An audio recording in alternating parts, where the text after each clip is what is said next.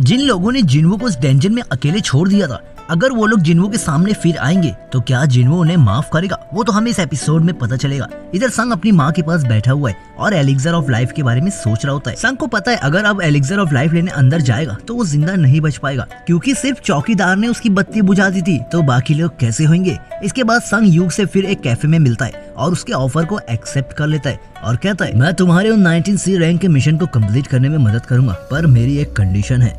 मैं चाहता हूँ कि उन डेंजन में सिर्फ हम दोनों ही जाएं। मतलब सिर्फ हम दोनों उस डेंजन में जाएंगे? फिर तो बहुत मुश्किल हो जाएगी, क्योंकि तुम्हें तो पता है ना C रैंक डेंजन में एंटर करने के लिए हमारे पास कम से कम 8 लोग होना चाहिए। तुम नहीं समझे, जरा इस तरह सोचो, अगर उस डेंजन में सिर्फ हम दोनों जाएं तो हम उन्हें बिना कोई मुश्किल से क्लियर कर लेंगे। और सोचो जरा, 19C रैंक के मिशन को सिर्फ 2 लोग ने ही क्लियर कर लिया तो तुम्हारे डैड कितना इंप्रेस होंगे तुमसे। संग की ये सब बातें सुनने के बाद यू मान जाता है। दूसरी तरफ यू को हम उसके फादर के साथ देखते हैं, तो यू के फादर कह रहे होते हैं आज इन गेट को खुले पूरे 10 साल के ऊपर हो गए हैं। ये दुनिया तब से बहुत ज्यादा बदल चुकी है, साथ ही साथ हर चीज भी यहाँ की और पॉलिटिक्स भी, और ये सब सिर्फ उन डेंजन की वजह से। और आज के टाइम पे हमारी सारी जरूरत भी उन डेंजन से ही पूरी हो रही है, और ये सभी काम सिर्फ हंटर ही कर सकते हैं, और उन्हें मैसेज करने वाले होते हैं हंटर एसोसिएशन। दूसरी तरफ संग अपनी डेली क्वेस्ट को पूरा करता है, पर वो देखता है कि इस बार सिस्टम उसका एक्स्ट्रा वर्कआउट को काउंट नहीं कर रहा। तब संग सोचने लगता है ये तो काउंट नहीं कर रहा है, मुझे तो लगा शायद मुझे कोई एक और चाबी मिल जाती तो मुझे एलिक्सर ऑफ लाइफ लाने में थोड़ी मदद हो जाती। फिर संग अपने लेवल देख सोचता है अभी भी मैं वहाँ नहीं हूँ जहाँ मुझे पहुँचना है। संग के दिमाग में सिर्फ एक ही चीज चल रही है कि उसे उसका लेवल कैसे भी करके जल्द से जल्द बढ़ाना है। तभी उसको हंटर एसोसिएशन की तरफ से एक D रैंक डेंजन में जाने का नोटिफिकेशन आता है, जो देख संग सोचने लगता है ये तो हंटर एसोसिएशन की तरफ से मैसेज आया है, यानी मैं इसमें अकेला नहीं जा सकता हूँ। काफी देर सोचने के बाद संग उस डेंजन के जाने का फैसला करता है। दूसरी तरफ हम मिस्टर सॉन्ग को देखते हैं, जो कि अपने एक स्टूडेंट के साथ बैठे हुए। वो स्टूडेंट सॉन्ग की तारीफ कहते हुए कहता है आप आज उतने ही स्ट्रॉन्ग हैं जितने पहले थे। इनकी ये सब बातें चली रही होती, इतने में मिस्टर सॉन्ग को भी एक हंटर एसोसिएशन की तरफ से मैसेज आता है। वो मैसेज देख के एक पल के लिए वो सभी चीजें सोचने लगते हैं जो डबल डेंजन में हुई थी। इसके बाद हम किम को देखते हैं, जो कि अपनी फैमिली के साथ बैठा हुआ है, और किम को भी हंटर एसोसिएशन की तरफ से मैसेज आता है।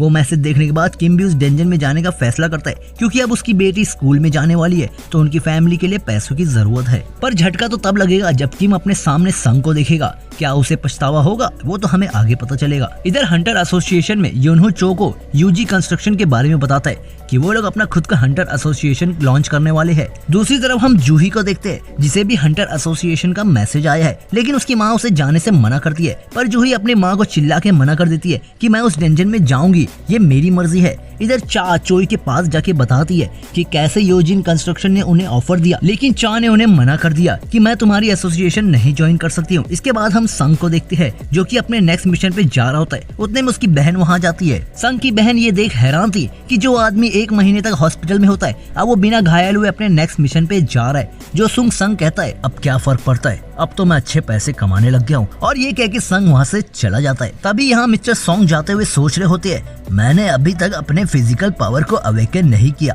जिसका मतलब मेरी स्वॉर्ड किसी भी मैजिकल बीस्ट को नहीं हरा सकती। जो भी मार्शल आर्ट्स मैंने इतने सालों में सीखे हैं वो सब यूजलेस है। उस डेंजन में जाने के बाद मेरे जैसा स्वॉर्डमैन को ऐसा मैजिकल पावर मिलना सच में एक किस्मत की बात है। तभी अचानक सॉन्ग के सामने संग खड़ा होता है और ये दोनों शॉक होते हैं। मैंने कभी नहीं सोचा था कि मैं तुम्हें यहाँ मिलूंगा।